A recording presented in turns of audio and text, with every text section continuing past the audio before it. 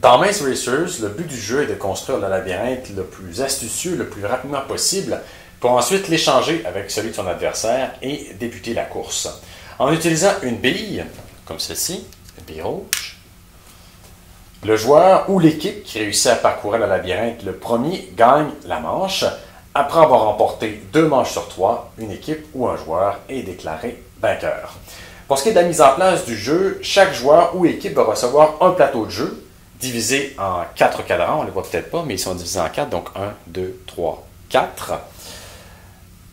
Ils vont recevoir également 76 murs, donc des petits morceaux comme ça, donc des jaunes ou des bleus. Dans ce cas-ci, le labyrinthe a déjà été placé, mais ici, donc, il est mis pêle-mêle. Et ensuite, il va obtenir une pièce de départ verte et une pièce arrivée rouge, comme on peut le voir. La pièce arrivée rouge est ici, et la pièce départ verte est ici, avec la bille rouge qui se trouve être à cet endroit-là. Comment ça se déroule? Les joueurs vont commencer d'abord par s'entendre dans quel cadran les 2 labyrinthes devront débuter et se terminer. Donc, on sait qu'il y a 4 cadrans, donc 1, 2, 3, 4. Donc, on dit par exemple que le cadran 1 va être celui de départ, le cadran 4, le cadran d'arrivée. Et comme ça, donc, chaque équipe va placer son espèce de C rouge et C vert dans ce cadran-là, à l'endroit qu'il le souhaite, en autant qu'il se trouve à l'intérieur de ce cadran-là. Par la suite, au compte de 3, chaque joueur ou équipe, parce qu'on peut jouer en équipe, va entamer la construction de son labyrinthe en utilisant les murs.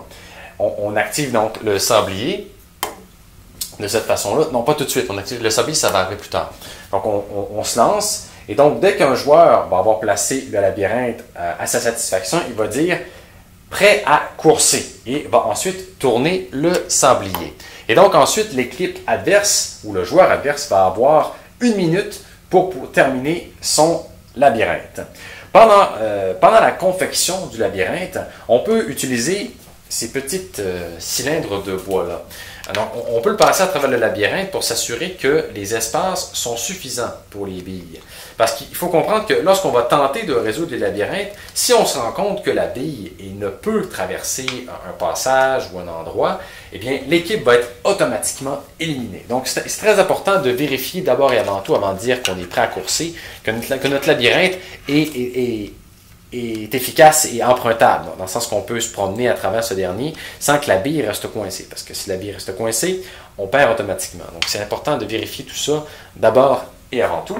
Donc, une fois que le labyrinthe est terminé, on dit prêt à courser, on tourne le sablier qui va durer 1 minute, l'équipe adverse termine la confection de son labyrinthe et ensuite, on se retrouve donc à s'échanger les 2 plateaux. Donc, chaque équipe échange son plateau et va tenter de résoudre le labyrinthe. Donc, le labyrinthe ici n'a pas été fait, mais ici il a été fait. On n'est pas obligé d'utiliser l'entièreté des pièces pour faire le labyrinthe.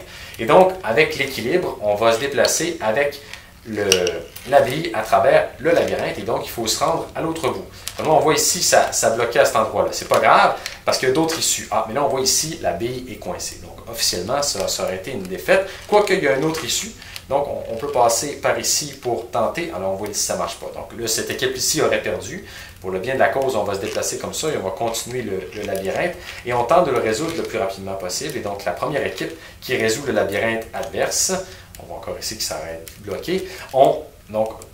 Dès qu'on se rend à l'autre bout, du côté de la zone rouge, on a remporté la manche. Et par la suite, on défait le labyrinthe. On choisit à nouveau les 2 cadrans, donc ce qui est du cadran de départ et du cadran d'arrivée. On place les différents murs et ensuite, on s'échange le tout pour réaliser donc, le labyrinthe au complet. Encore là, lorsqu'on est en équipe, on peut décider que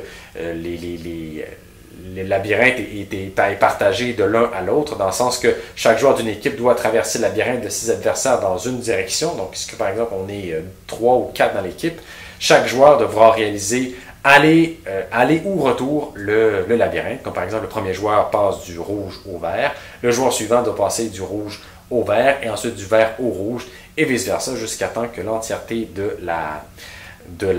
l'équipe ait pu réaliser le labyrinthe. Voilà, donc c'était Maze Racers.